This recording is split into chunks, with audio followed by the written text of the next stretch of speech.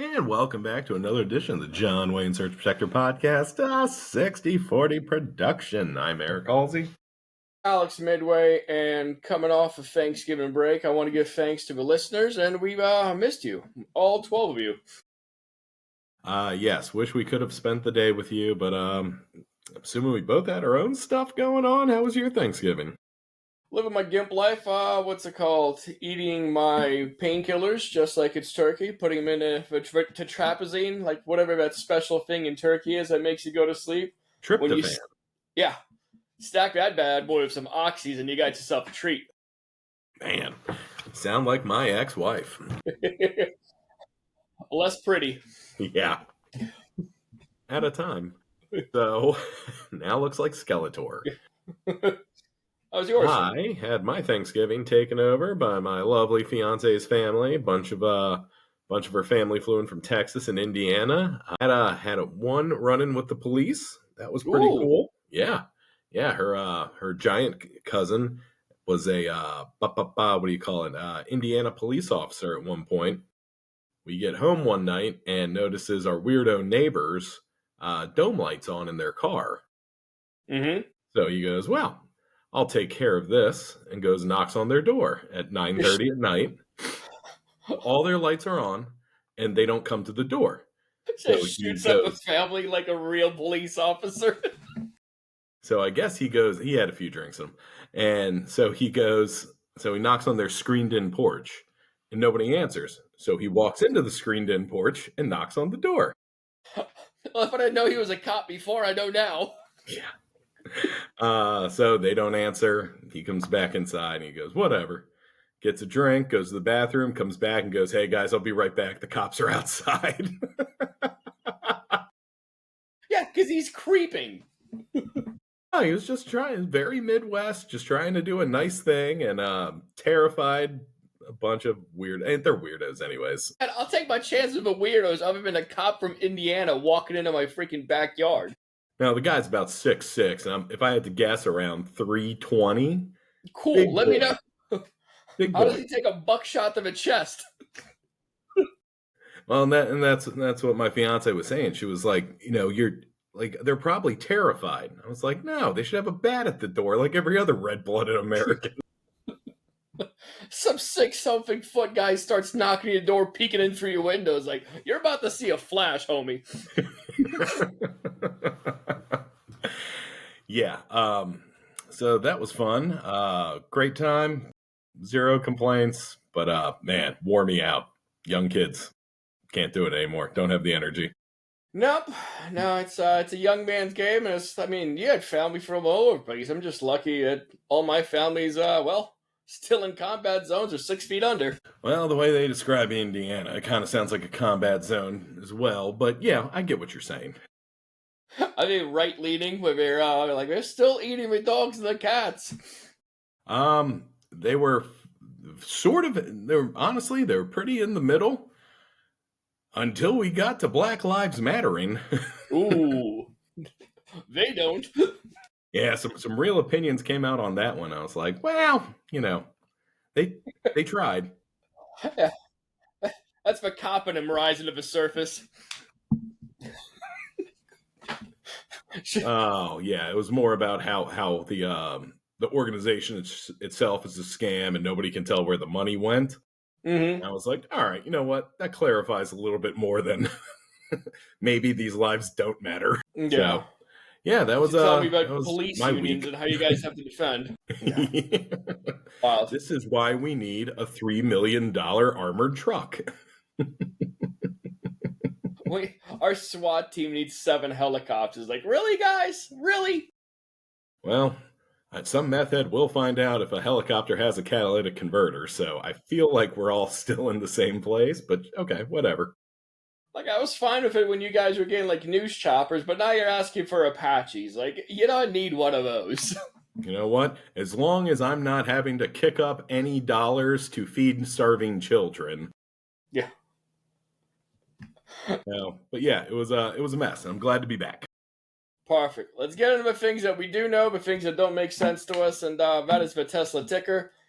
Last time we talked, it was a while back. On Friday the 21st, it was 391. It went up to 419 on the 25th.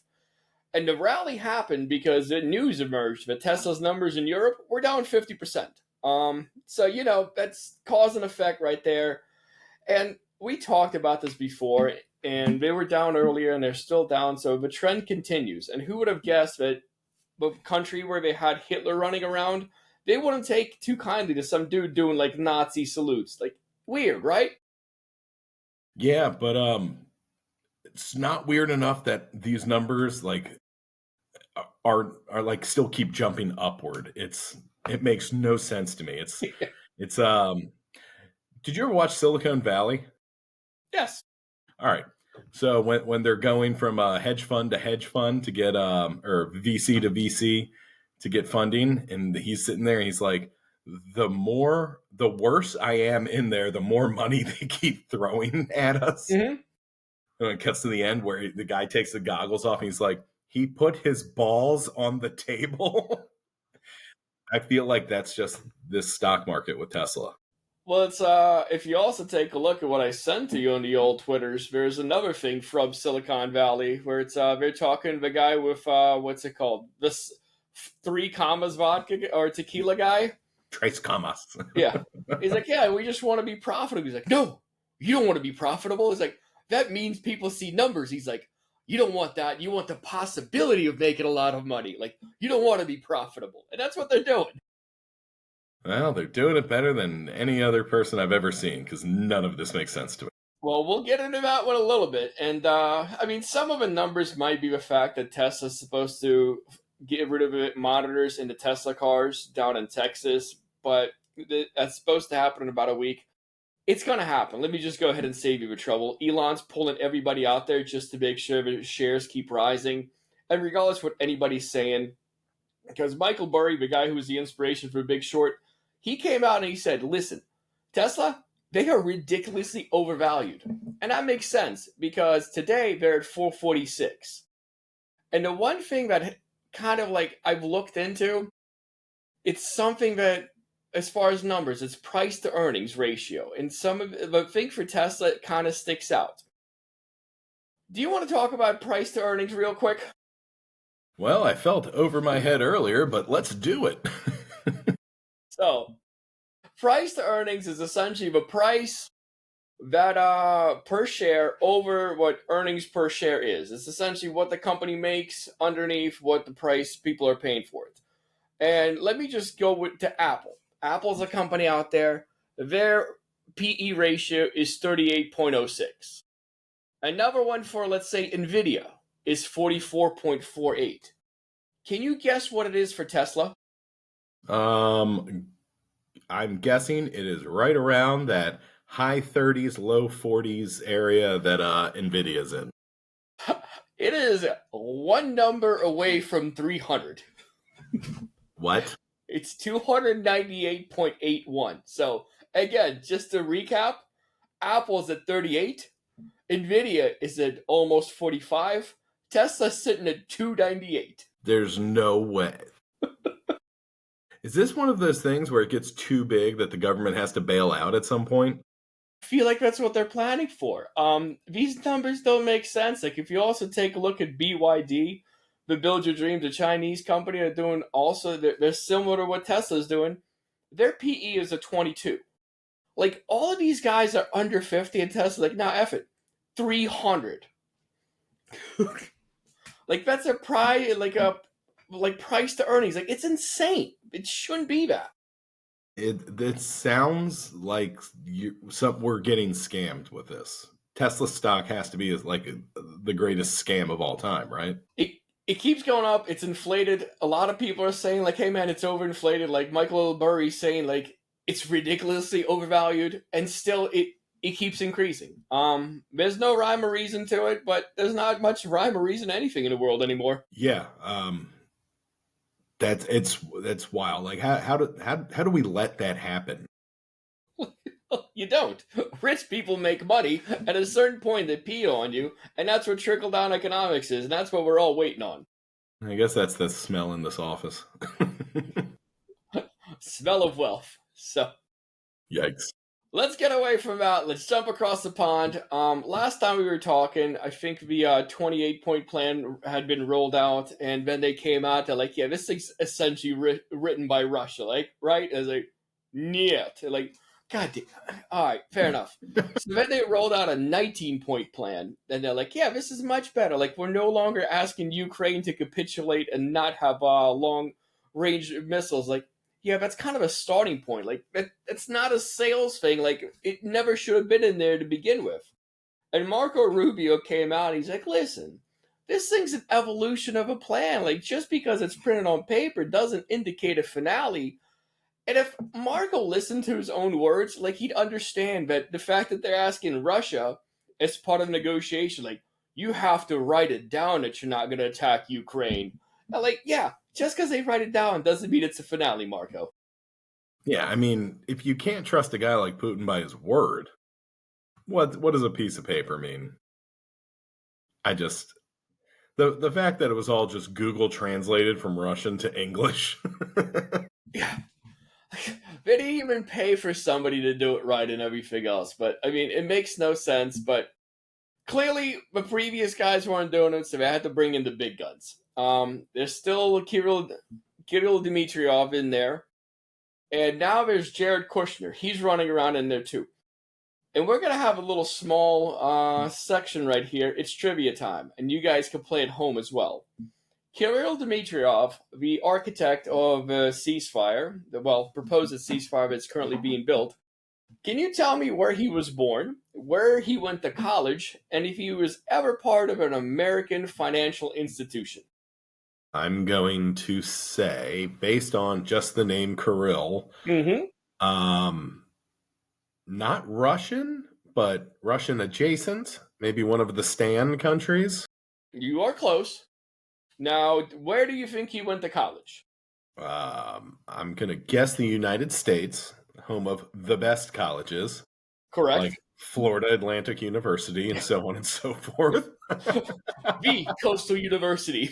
Yeah. But he's involved with this administration. I'm going to say DeVry. All right. So let me go ahead and first of all kick off where he was born. As a guy... Can I change my answer to Phoenix University? Online university? Correct. You can, but you'd be farther off. A guy negotiating the peace, and he actually has a horse in this race because he was born in Kiev, the capital of Ukraine. Back then it was the Soviet Union, but right now he's negotiating for Russia. Honey Badger Stan, got it. Okay, I'm going to give myself a win on that one. As far as universities, it's not Phoenix. He got an MBA from Harvard Business School. So okay, I was off. Yeah. And then the next one's going to be about as American entrepreneurship as you can get. And can you imagine what firm he worked for? Trump Airlines. That would not be until later, or maybe just not on paper. But he was an investment banker at Goldman Sachs, which, yeah, puts him in a perfect position to negotiate peace. You know, he started off well with Ukraine and kind of just went sort of downhill from there. After, he essentially graduates from, gets the MBA, he works at Goldman Sachs, and in 2011, the Russian Direct Investment Fund, it's kind of like the retirement fund, but it's a giant fund down there that they invest all over the world just to make money. So he was created the CEO for it to lead it. So he's down there working that one, and then now he meets up with Jared Kushner. And him and Jared are going to be just working together. And they're going to be working together on this not because they have experience in the field of negotiating, but because they both want to make money. And that's going to be kind of a running theme here. Have you ever heard of another gentleman called Gentry Beach? No. It sounds like more of a location. It can be. I'm sure he's going to be remodeling Gaza next. But he was Don Jr.'s college roommate, and he's given money to the campaign. So you know he wants some ROIs on that bad boy. Go ahead. Is this the same roommate that we gave $100 million to find PPE, and he showed up with $1 million worth of PPE? Is this the same guy? I don't believe so. I feel like there's a lot of people, or he just paid $50 online, changed his name, and right back with the same hustle. Because he's currently in the talks to, he was going to try to acquire a gas pipeline in Russia, but he can't do it as long as sanctions are there. So he kind of has a horse in this race to get the sanctions lifted, and that only happens if this war is done. Now, have you ever heard of a gentleman named Stephen P. Lynch? No, I haven't. Well, keeping with the whole track of I want something from this war, he wants to buy the Nord Stream 2 pipeline. He's paid about $600,000 to a lobbyist to try to get in on it. And yeah, all these guys, they essentially want to make sure that the war ends, and they don't want it for peace to the people. They just want to get rich off the area. And one of the things that they're saying is out there, in addition to all this, Russia's offering spots where they can look for rare minerals and stuff like that. But they keep asking to unfreeze the Russian seized assets, while Europe is saying, yeah, we'll unfreeze those assets, but we'll get them to Ukraine to rebuild. Russia's whole thing is no. You unfreeze those assets, you get us all those parts of Ukraine, and we'll let you go ahead, drill baby drill over here. And this is why this stupid process is taking so long, is because you got people showing up at the table, and each one just wants to get rich, while Europe is like, no, man, we actually want this war to end. He's like, oh, no, we just want to get filthy rich and roll out of here. So, yeah, there's no end in sight here. Well, I'm convinced after the whole Halliburton thing, all war is just for profit. None of it really matters. Nobody believes this is a holy land that we need to whatever. None of it. So this makes more sense than that stupid Tesla stock to me. Yeah. It matters to the people on the ground. I'll tell you that much. Yeah, you can always trust greed. Yeah, they're not even trying to hide it, man. The whole thing is they're just out there at the negotiation table, and the fact that you keep sending Jared Kushner, this guy's a slumlord in New York and is boinking one of your daughters. That's his claim to fame. It's oh no, he did the Abraham Accords in Israel. Cool. And now Israel's bombing 2 different countries. There isn't peace in the Middle East, man. The guy sucks at his job. He's yeah, but he got me a bunch of crypto. There it is. Also, I don't know if he's banging Trump's daughter. That seems like an arranged thing. He doesn't give It's 3 times a year, missionary only, no eye contact, and they're done. Yeah, while he's thinking about some guy. I get very gay vibes from him. And you know what? I honestly get it from a lot of Republicans. And if they just came out of that closet, the sun feels amazing, guys. He's just swiping right on Grindr while he's out there doing his mandatory fornication. Yeah, we got to do this quick before the RNC crashes the site again. Wait, does Jared Kushner have kids? Yeah, he's got 3 kids. I'll believe it when I see a DNA test. Man, could have been just sperm donor somewhere else. Just finding cups in the bathroom. Yeah, no, I'm thinking Ivanka is more like the highest paid beard on earth. But that's just me. Fair enough. But, enough about these rich people. Let's talk about a different one. So with the holiday season kicking off last week, a lot of Americans are super concerned when it comes to spending their money, with the economy being shaky at best, rising costs due to tariffs, etc., etc. And after spending a ton of his campaign just beating Harris and Biden to death over how expensive things have become, Trump switched gears this week and decided that numbers are just a construct and prices no longer matter. Quote from our Orange Jesus, the word affordability is a con job by the Democrats. The word affordability is a Democrat scam. End quote.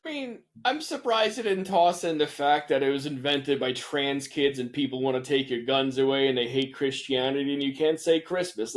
Those are all the things they hit on every time they want to just deflect this their own issue. Yeah, I don't know. After he seemingly learned the word grocery for the first time during the campaign and said it over and over as poorly as I guess you can use the word grocery. He talked about it like it was the first time he's ever heard the word. And now all of a sudden it's that. Shut up. You don't need this. Well, anytime he hosts like a national team at the White House, it's always a McDonald's spread. Like the one picture that RFK tweeted, like it was the Thanksgiving spread on the plane, and they're like, no, that's a doctored photo. He just changed out the McDonald's that they had on the plane and put a turkey in there, and like RFK had to come out, is like, I'm sorry, I lied. Like, not the first time, kid. If you think this is a lie, wait till you learn what vaccines really do. Like, I'd rather have you lying about what's on the dinner table than what you're spitting out at DHS. But no, while this I read that affordability is this Democrat scam thing, and I was like, there's no way this is true. But because I graduated high school in a blue state, I asked myself, could affordability really be a scam? So I started digging into it. And luckily for us, Jeff Bezos, who now owns the Washington Post, was there to clarify with this banger article titled, Why You May Not Want Lower Prices as Much as You Think You Do. Love it. So let me save you the 4 minutes it took me to read this article just to sum it all up. It makes the argument that things costing 25% more than they did 5 years ago is actually beneficial to you, but you can't see it because you're poor and stupid. Thanks, Jeff.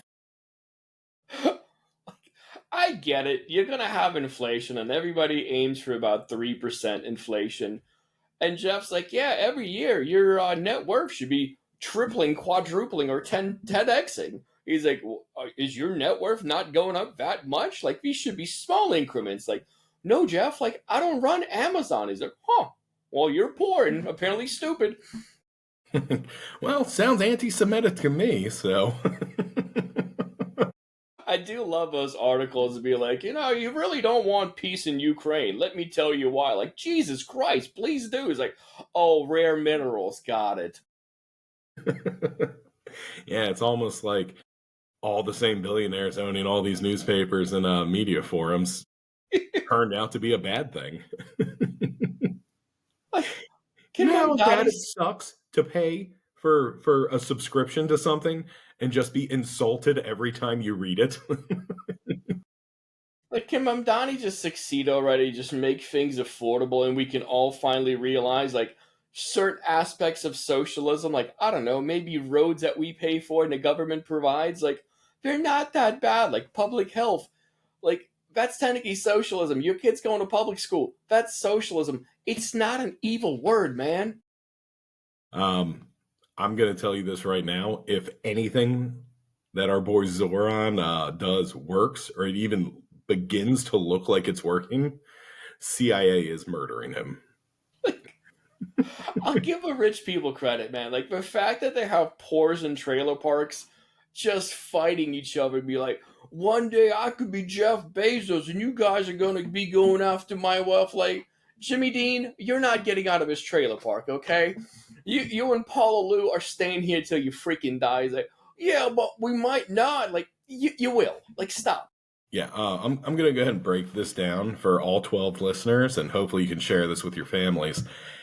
If your fun, like big night out, your anniversary dinner is at Golden Corral, you are not going to be the next Jeff Bezos. Just eat your Scrapple, piggy. And that's being nice. Yeah. Go to Waffle House. Be a real man. Fight your way in and out of a restaurant. When you call people pigs to their face, that's being nice. Yeah. So I was insulted by this. And then I started digging in. Have you caught anything from this big cabinet meeting? It's where they're essentially just out there praising Orange Jesus, and he's trying his hardest not to fall asleep. So I thought the last one they did was bad. It was really cringy and hard to watch because it was just a big circle of people going around telling this guy about all the things he accomplished that didn't really happen. If it wasn't for the American flag, you'd think it's a broadcast from North Korea. This red, white, and blue flag actually bleeds Trump on the inside. Like, it was so weird. And I was like, well, they caught a lot of backlash, so they'll never do this again. And once again, I'm wrong. Admin held their cabinet meeting yesterday, and if you thought the ass kissing was bad in the last one, round 9 really jumped the shark in terms of the brown nosing. Starting with Agro Secretary Brooke Rollins, who lit the internet on fire with some tone-deaf praising of cutting SNAP. She praised Orange Jesus's plan to withhold SNAP benefits to states that refuse to hand over sensitive info to the recipients. Spoiler alert, guys, they're all blue states, with the exception of Kansas. Welcome to the party, pal. A federal judge has already blocked this overreach, but since rules are for poors, Trump's just going to go ahead and do this thing anyways. Rollins expressed, quote, gratitude and joy in this work, which is referring to stripping millions of Americans from getting food assistance. You know, like Jesus did. So, Brooke Rollins, I actually had to look her up. Do you know what her resume includes?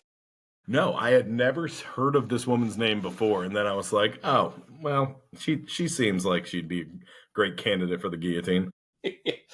So, she previously served as Deputy General Counsel and Ethics Advisor to roll him out Rick Perry down there in Texas. Like, the same guy who put barbed wire on the border for the migrant kids, she's out there cutting snaps, and she's like, yeah, this is ethical. Was Rick Perry also the one that his company defrauded a ton of money from Medicare and they got charged $2 billion for a fine? Don't ask, no questions. Yeah, okay, just checking. All right, so she comes from good stock. Dramatic eye roll for those of you not watching on video. But not to be outdone, Kristi Noem channeled her inner anaconda by metaphorically unhinging her jaw and doing her best Nancy Reagan impression by thanking him for, check my notes here, controlling the weather. That's right. We were always told it was a different group of people, but turns out it's Trump. Quote, sir, you made it through hurricane season without a hurricane. Even you kept the hurricane away. We appreciate that. And then, just gearing up for the money shot, it's been an honor to work with you. You are a great American. The fights you pick are the right fights. Thank you for letting us get up every day and have a purpose. I watch this, and they do have some chuckling in between. Like, some are laughing, but Trump's not laughing. He's like, yeah, I stop hurricanes now. It is wild. Like, they're doing this whole thing, like, they're bringing that over to him. And honestly, when you're a narcissist, like, any kind of a compliment, like, you just eat that stuff up. Yeah, I don't, like my favorite meme of all time is that whole thing where it's like the person drinking out of a 2-liter bottle. And it's like, this is Joe Rogan and this is Elon Musk's piss. This felt worse. like the way they were filleting him with words felt super pornographic. Like, it was uncomfortable to watch. What's the one Simpsons meme where it's Homer looking down at the kid at Bart? He's like, no, it's your worst event so far. Yes, exactly. That's exactly what this is be. Like, next week is going to be another conference. They're like, well, we didn't think it was going to get any worse, but it did.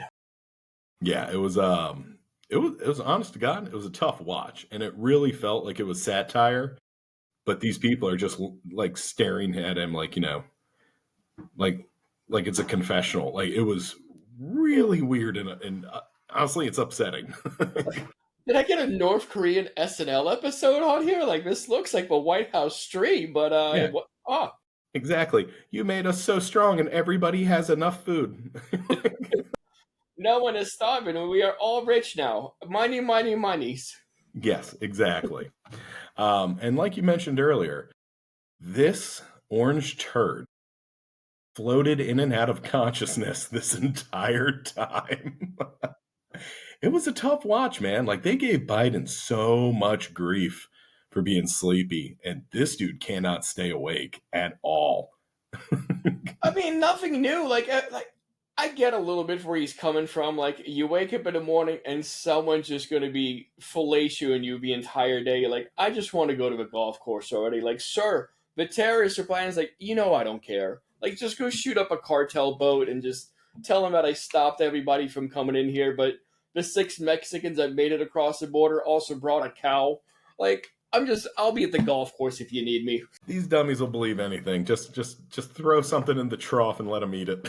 Did you see the actual conference on the actual border crossing? They're like, yeah, it was like 195,000. It's 6. It is 6. Like, well, first of all, it's illegal immigration. You don't know how much illegal immigration there is, but I do like the fact that you have exact numbers. But our beef prices are so much higher because they keep bringing cows. It's the same people that said he saved over 700 million lives so far just by stopping all this fentanyl. Those are the hardest working 6 Mexicans with all the cows that they brought. Like, them boys are just working overtime. Yeah, John Deere should change their logo to just a sombrero. Nothing works harder than these 6. All right, so Dozy Don here spent the majority of this ass-kissing competition in and out of consciousness, and I can only assume he wasn't super impressed with all this PDA. Now, every red-blooded American knows that if you want something done right, you have to do it yourself. So to show this cabinet exactly the way he prefers to be, let's say, relieved, Trump grabbed the reins, metaphorically dropped trowel, and then showed them all how a dictator really likes it done. To Orange Jesus, quote, "Is Trump in good health? I sit here. I do 4 news conferences a day. I get asked questions from very intelligent lunatics. You people. I give the right answers. There's never a scandal. There's never a problem. I give you answers that solve your little problems." Absolute word bukkake, man. This guy is just such a world-class asshole. I mean, he just keeps working the same thing. Like, no one's stopping him. Like, he's a toddler. He's a toddler and no one's telling him no. So he's just going to keep getting worse and worse. At this point, I'm not even angry at him. Like, the dude's got dementia. Like, he's got no idea where he's at. He just always wants to be on a golf course. And these a-holes are making him sit around while they keep telling him nice things. Like, I don't like this place. Like, I just want to go hit my ball around and just be on a beach. Like, but sir, we need to go ahead and take as much money out of his system before it collapses. Like, all right, I'm here, but I'm taking a nap. Yeah, I think out of all of that, I give you answers that solve your little problems is probably the most telling quote of this whole stupid thing. And, dude, this is North Korea. This is bad. Don't tell the emperor he doesn't have any clothes. He should know better. Oh, well, yeah, so we're screwed. These people are sucking the life out of everything. I mean, they're definitely sucking, and they're taking ownership for some things that they didn't do. They're passing off the things that they did do to somebody else. Like, it's wild. Did you see the whole thing with Nancy Mace? Oh yeah, all that infrastructure that she secured personally by herself. Yeah, she's out there doing a victory lap. She's like, we got $195 million to infrastructure bill in South Carolina, and we're going to go ahead and take care of your Charleston, the port of Charleston and everything else. And in reality, this is Biden's bill. Like, Sleepy Joe Biden passed this thing because he cared about all of America, not just the blue states. And Nancy, meanwhile, called that thing a socialist wish list and a fiasco. And now she's like, oh yeah, money here? Like, that was all me. Yeah, and I do love how what did they do with Twitter? They reclassified things to make the N-word great again last year and did nothing to touch the community notes because she got checked on all of these. When they were like, Bill, blah, blah, blah, blah, blah. Nancy Mace voted against it. Yeah. Like, community notes is like, they're out there doing some of God's work, and I do like those people. And community notes is actually the next thing we're going to get into, because we got to talk about old Pete Hegseth. We're talking to boats, we're talking drugs, and since no longer are we getting fentanyl by land, because apparently the border is just that wall, it's unstoppable. Now all the boats are coming our way. And to date, so far, we've struck at 21 different boats out there. And the White House keeps telling us, like, oh yeah, each one of those narco boats. Like, we do all the verifications, everything else, and it's always a narco boat. And one time they posted something up, and Community Notes had to come in and be like, hey man, like, that's a stock image of just a boat. Like, you guys are straight up using Getty images for, like, narco boats. Like, you're not even trying. And what I want to get into is the whole thing where they just double tap the boat. Like, they struck a boat and then they see guys in the water, like, oh, they're still living? Like, kill them all. Like, you don't do that. Like, we fish Nazis out of the water, like in World War II. Like, these guys are just out there on a boat, and some of them are saying just regular fishermen. They're not even Nazis, and we're blowing them up twice. Like, that ain't right. Well, clearly these men are more dangerous than Nazis. And you can tell because on all these boat strikes, I have not seen one piece of evidence come out where they're like, we found residue. Nothing. Like, our bombs are so good that they're just destroying everything, and they're like, but one of these at least, like, captured, put them in front of a camera, be like, hey man, like, yeah, I'm a narco guy, like, I had fentanyl and I was gonna kill 700 million Americans with this one 8-ball here. Like, oh my god, President Trump, thank you, saved us. Yeah, no, and at least that would make a little bit more sense, maybe sway some opinion. They're just like, no, just nuked them twice. So it's like, it's weird because, like, they started asking Carolyn Levitt at the press conference, like, hey man, I was like, you guys are out there just double tapping these boats. Like, what's going on with that? And her whole thing, it's the same as usual. She's like, this administration can do anything it wants. It never does anything wrong. Like, but our policy is if you have drugs and you're headed to America, we can take you down and we'll just destroy everything. And then Trump's on his plane and they're talking to him. He's like, hey man, you guys are double tapping boats. Like, there were some people just in the water. He's like, oh, I never would have authorized that. So again, he's just the old guy along for the ride. And then, like, they should have at least told him, or maybe they did. And he's like, yeah, I don't care. I'm going to say whatever I want. Like, this is a double-edged sword. Yeah, it's a little interesting. He doesn't know or wasn't briefed or didn't have some sort of like canned answer ready to go. Yeah. He's just like, I don't know. Let him fend it out. I'm pardoning everybody anyway, so. What are you going to do? Prosecute me? The Supreme Court said you can't. Yeah. Oh, God. So, well, I mean, right now, what we have, like, it's a little bit of an impasse because at first Pete Hegseth said it was him, then he said it wasn't, and then he said some admiral did it. Levitt's out there talking about, like, we can do it, we can keep on blasting. Trump's saying, like, no, we can't, we shouldn't. Well, he didn't say we can't. He's like, I wouldn't do it. But it's like, at the same time, videos emerged of Pete Hegseth when he was training up for his job as Secretary of War by putting on makeup in the Fox News studio.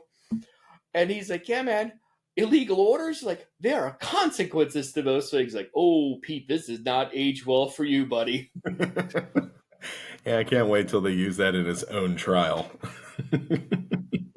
So, like, the fact that he's coming out there, he said those things before, but now, like, we're trying to go after Mark Kelly for saying, like, hey, man, don't follow illegal orders. Like, that's treason. Like, which part of it? Like, Trump.